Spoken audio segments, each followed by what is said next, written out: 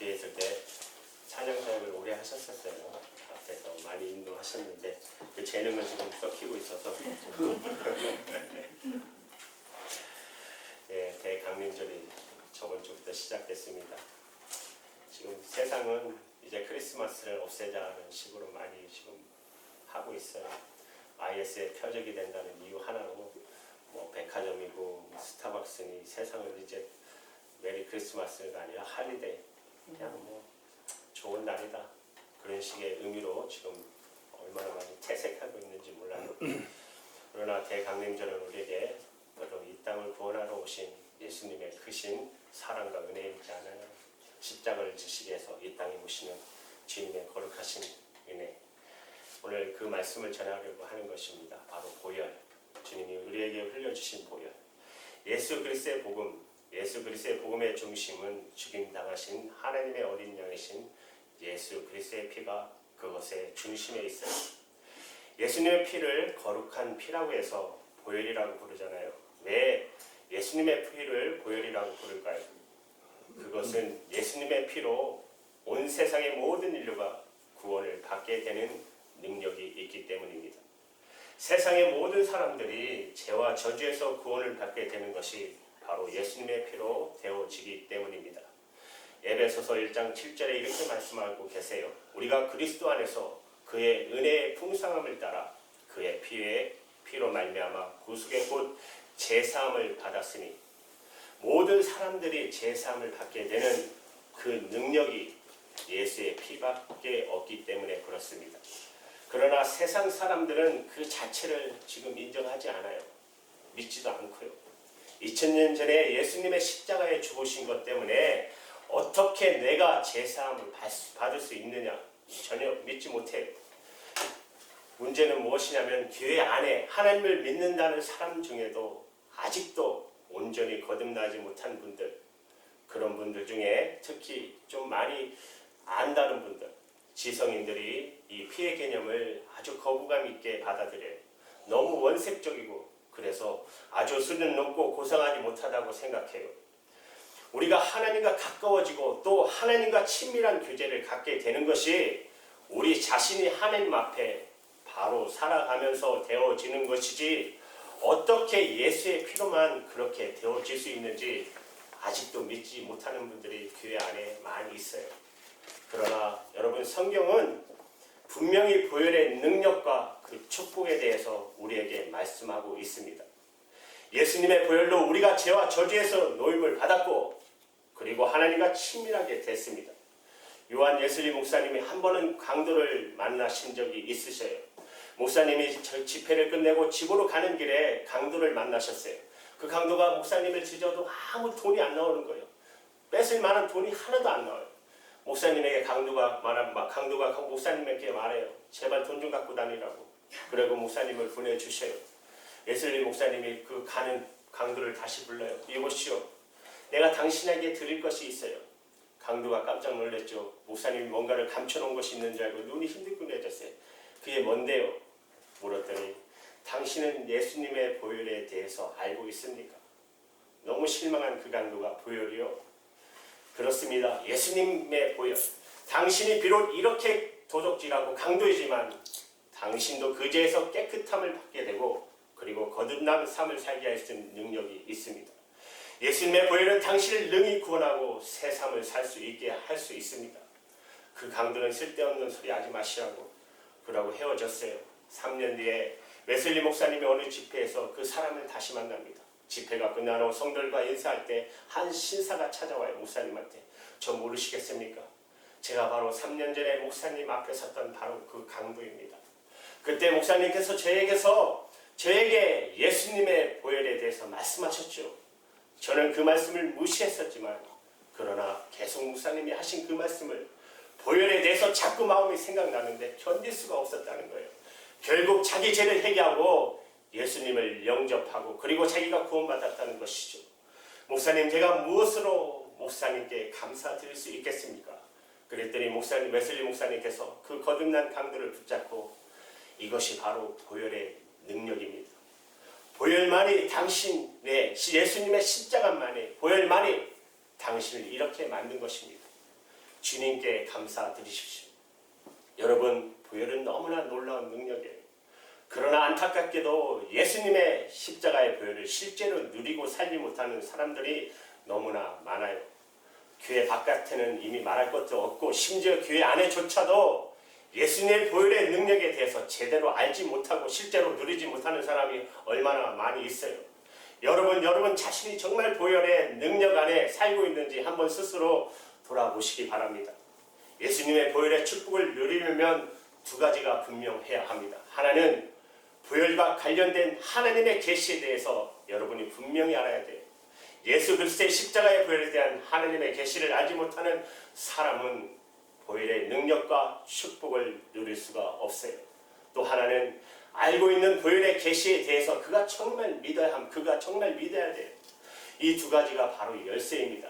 하나님께서는 누구나 다 예수 그리스도의 보혈의 계시를 정확하게 이해하고 그리고 믿을 수 있도록 아주 간단한 사건을 우리에게 하나 보여주셨어요.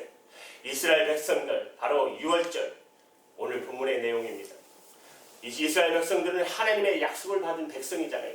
아브라함에게 하나님이 약속하시기를 내 후손이 바다의 모래와 같이 하늘의 별과 같이 큰 민족을 이루게 할 것이고 모든 민족의 복의 근원이 될 거라는 그런 엄청난 약속을 하셨어요. 그런데 이스라엘 백성들이 그런 하나님의 축복과 약속을 받았으면서도 430년 동안이나 애굽에서 종로로 타고 있었잖아요.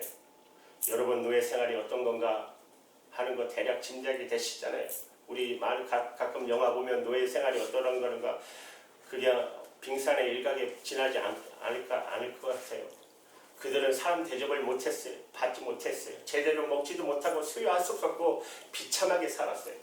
그때 하나님께서 하나님의 약속을 기억하시고 이스라엘 백성들을 구원하십니다. 모세를 통하여 하나님을 이스라엘 백성들에게 내가 너희를 구원할 거라고 말씀하셨어요. 그리고 온 애굽이 하나님께서 마지막 재앙을 내리기 전에 9가지 재앙 중 다 내리고 마지막 재앙 10번째 재앙을 내릴 때 이스라엘 백성들에게 이렇게 말씀하셔요. 이달 14일에 너희들의 집집마다 어린 양을 잡아 그리고 그 양의 피를 내어서 너희 집의 임방과 기둥에다가 그 피를 바르라. 집에다가 문에다가 어린 양의 피를 바르라는 것이죠. 자, 이제 오늘 밤에 죽음의 천사를 애굽 땅에서 집집마다 처음 난 것은 사람이든 짐승이든 다 하나님께서 치시겠다는 것이죠. 그러나 집에 피가 발라져 있는 집은 내가 건너가게 할 것이요. 오늘 말씀하신 대로 12절에 내가 그날 밤에 두루 다니며 애굽 땅을 칠 때 그 피가 너희가 사는 거하는 집에 있어서 너희를 위하여 표적이 되리라. 내가 그 피를 볼 때 너희를 넘어가리니 재앙이 너희에게 내려 멸하지 아니하리라. 그렇게 말씀하셨죠. 그리고 정말 그날 밤에 죽음의 천사가 애굽 땅의 모든 집에 들어가서 첫 번째 난 것을 다 치실 때 집의 문에 양피가 발른 집은 건너갔습니다. 바로가 그날 밤이 다 지나기 전에 모세를 급히 불러요. 이제는 떠나가라. 더 이상 견딜 수가 없는 것이죠. 이스라엘 백성들이 이제는 애굽에 떠나가도 좋다고 바로가 허락을 합니다. 이스라엘 백성들이 구원을 받았어요. 어린 양의 피로 그들이 죽음의 천사의 무서운 심판에서 보호함을 받았고 그리고 그 민족이 구원을 받았습니다. 이스라엘 백성들은 노예였기 때문에 구원은 받았지만 여러분 생각해 보세요. 애굽을 떠날 때 아무도 가지고 갈 게 없었어요. 그러나 하나님께서는 놀랍게 그 주변에 있는 애굽 사람들에게 마음의 감동을 주십니다. 그 이스라엘 백성들 노예였던 사람들이잖아요. 너무 사랑스럽게 느끼게 하셨어요. 그래서 그들이 자기 집에 있는 모든 좋은 옷들을 전부 이스라엘 백성들에게 다 주어 보냅니다. 그래서 이스라엘 백성들이 애굽을 떠날 때 애굽에 있는 모든 금은과 좋은 보화들을 다 가지고 떠나요. 게다가 또 놀라운 일을 하셨는데요. 그것은 이스라엘 백성들이 모두 다 치유를 받는 것입니다. 여러분 한번 생각해 보세요. 이스라엘 백성들이 애굽을 떠나게 됐지만 하나님이 약속하신 가나안 땅까지 가려면 험한 광야를 지나가야 되잖아요. 광야의 억가가 어떤 곳인지 이제 어떤 곳입니까? 건강한 사람도 지나가기 어려운 곳이에요. 건강한 사람도 광야길을 나서면 그 땅을 건너기 어려운데 병든 사람은 어떨까요? 이스라엘 백성 사이에 병든 사람이 없었다는 것입니다. 병든 사람들이 없을 수는 없었죠. 그러나 병든 사람이 하나님이 이미 구원을 주셔도 구원하셨고 하나도 아픈 자들이 없게 하셨어요. 시편 105편 37에 보면 놀라운 말씀이 기록되어 있잖아요. 그들을 인도하여 은금을 가지고 나오게 하시니 그 지파 중에 비틀거리는 것, 약한 자 하나도 없었다. 몸이 아파서 제대로 걷지 못하는 사람이 하나도 없게 하셨어요.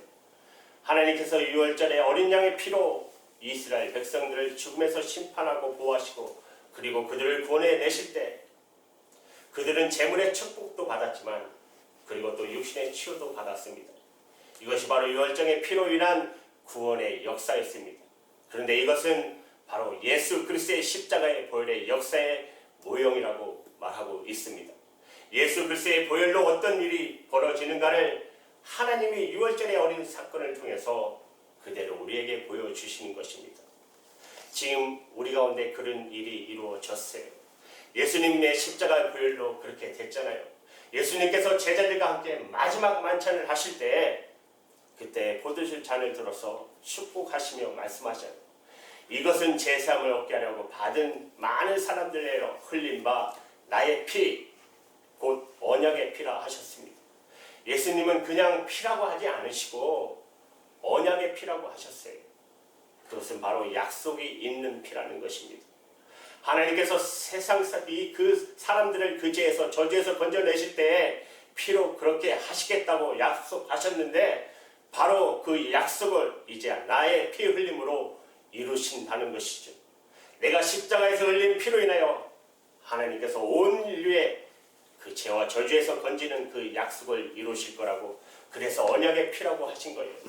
여러분, 우리가 예수를 믿는다고 하는 말은 어떤 의미가 있냐면 이제 우리 마음에, 우리 심령에 예수의 피가 발라져 있다는 뜻입니다.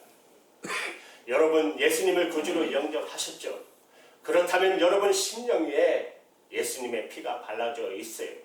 여러분, 요한계시록 7장 14절에 마지막 한란을 지나고 성도들이 몰려오는 장면을 노세요. 그 장면에 이렇게 기록되어 있어요.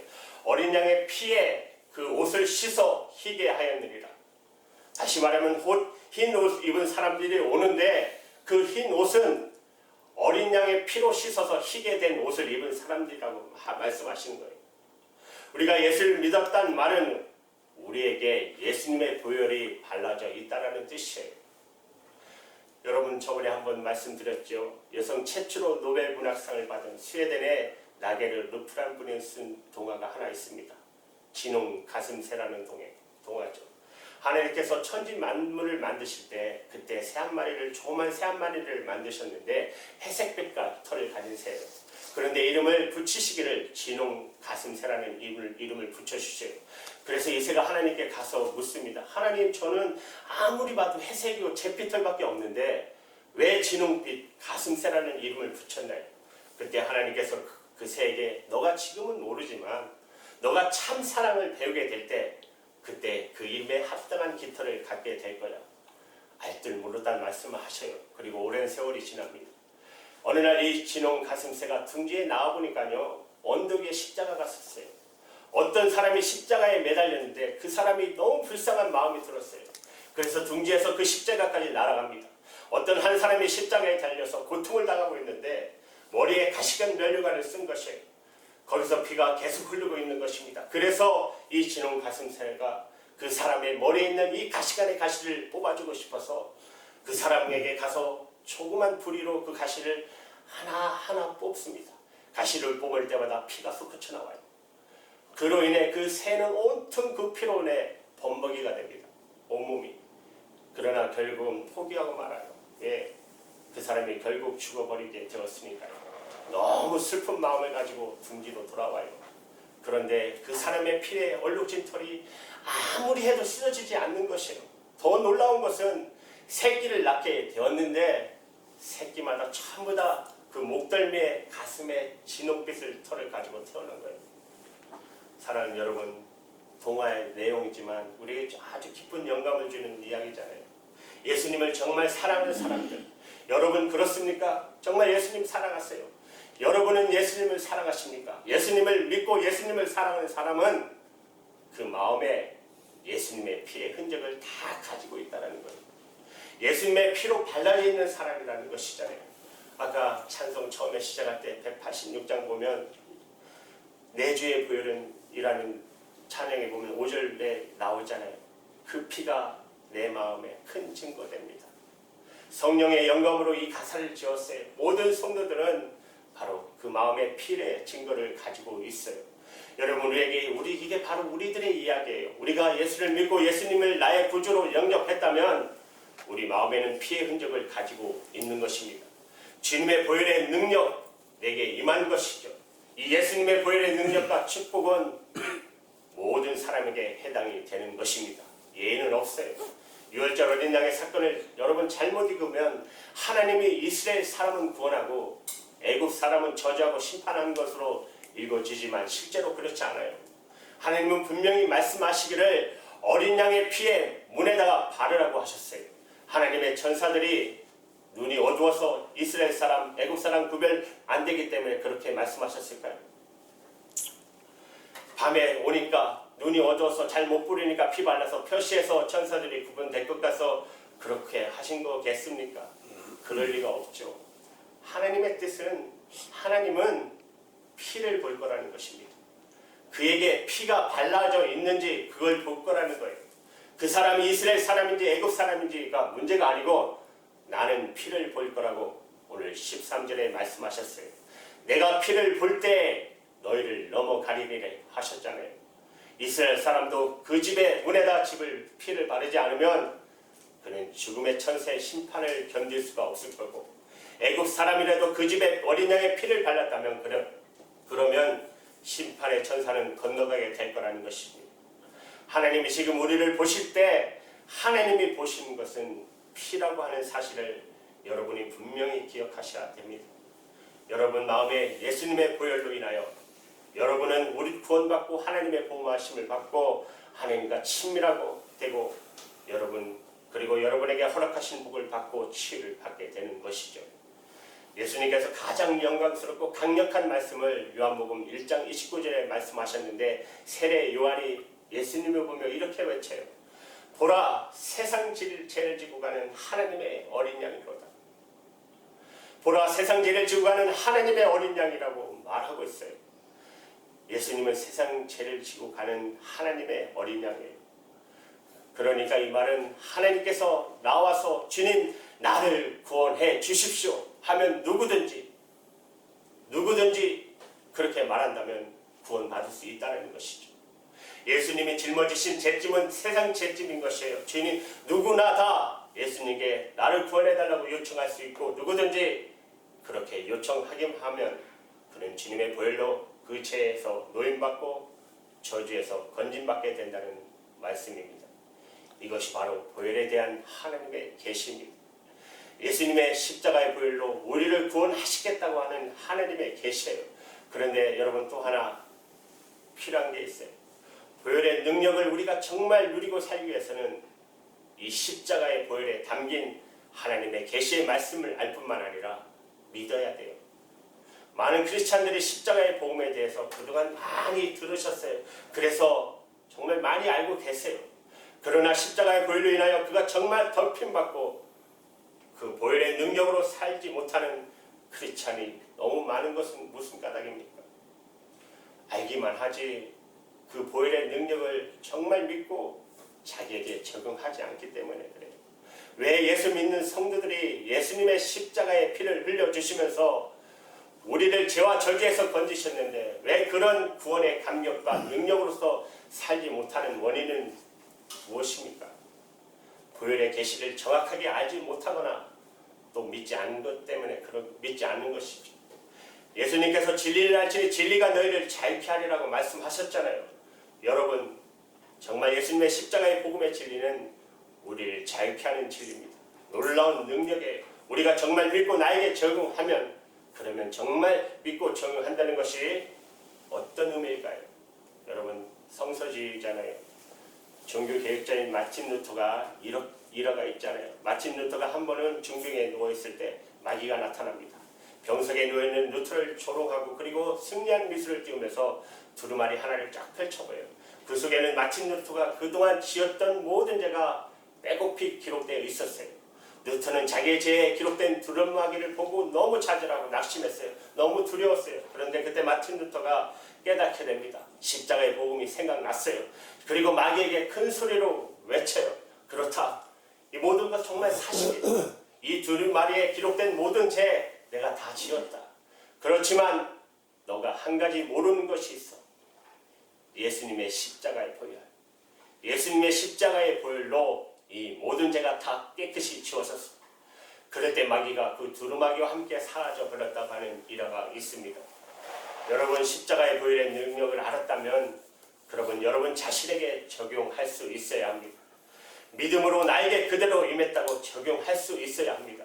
맥스웰 화이트 목사님이 쓰신 보혈이라는 능력의 책에 목사님이 하나의 일화를 기록하셨어요. 그 목사님이 영국 런던의 세계 2차 대전 때 영국에 계셨는데 그 독일의 극심한 폭격기, 날마다 폭격기로 인해서 공습이 날마다 이루어졌었어요. 특히 밤이 무서웠다고 해요. 낮에는 어떻게 피하고 방공에 대피하며 살았지만 밤에는 집에 들어와서 자야 되잖아요. 밤에 어떤 일이 벌어질지 몰라서 전전긍긍할 때, 그래서 그때 목사님이 다 온 가족을 불러 모아 매일 밤 예배를 드리면서 예수님의 보혈로 그가 살던 집과 그 가족을 덮어달라고 기도했다고 그랬어요. 예수님의 보혈로 우리를 덮어주시옵소서. 우리 모든 식구를 위해 주님이 이 시간 주님의 보혈로 덮어주시옵소서. 그는 이렇게 쓰고 있어요. 언제 우리에게 폭탄이 떨어질지 모르는 위험 속에 살면서도 우리는 아이들과 함께 매일 밤 한 번도 깨지 않고 편히 누워 잘 수 있었다. 그때 우리를 보호해 주셨던 예수님의 보혈의 능력이 너무 생생해서 마치 우리가 어떤 종류의 폭탄에도 끄떡없는 튼튼한 방공호 속에 잠을 자는 것 같았다. 어느 날 우리 집 중심으로 반경 1.2km 이내에 13개의 폭탄이 떨어졌을 때 우리 집의 건물의 일부에 사소한 피해를 입었을 뿐 가족이 모두 무사했다. 여러분, 예수님의 보혈이 우리 안에 있습니다. 여러분들이 계속해서 그 보혈로 여러분들이 덮임 받도록 믿음으로 나아가야 합니다. 주님께 그렇게 구하고 여러분이 선포하셔야 합니다. 주님의 보혈로 덮어 주시옵소서. 저뿐만 아니라 우리 가족에게, 그리고 내 기업에, 그리고 나의 사명의 길에 주님의 보혈로 역사해 주시옵고 여러분이 날마다 선포하셔야 됩니다. 이제 말씀을 마치려 합니다. 사랑하는 여러분, 주님의 보혈의 능력을 마음껏 선포하며 사십시오.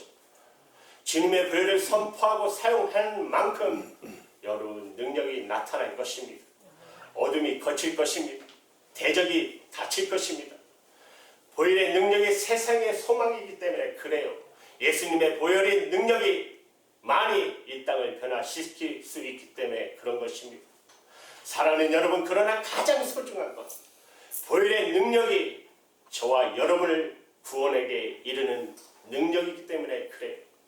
오늘 이 보혈의 능력, 예수 그리스도의 십자가의 보혈의 능력이 축복의 통로가 되는 여러분과 제3이 되기를 주님의 이름으로 축복합니다. 아멘. 기도하시겠습니다.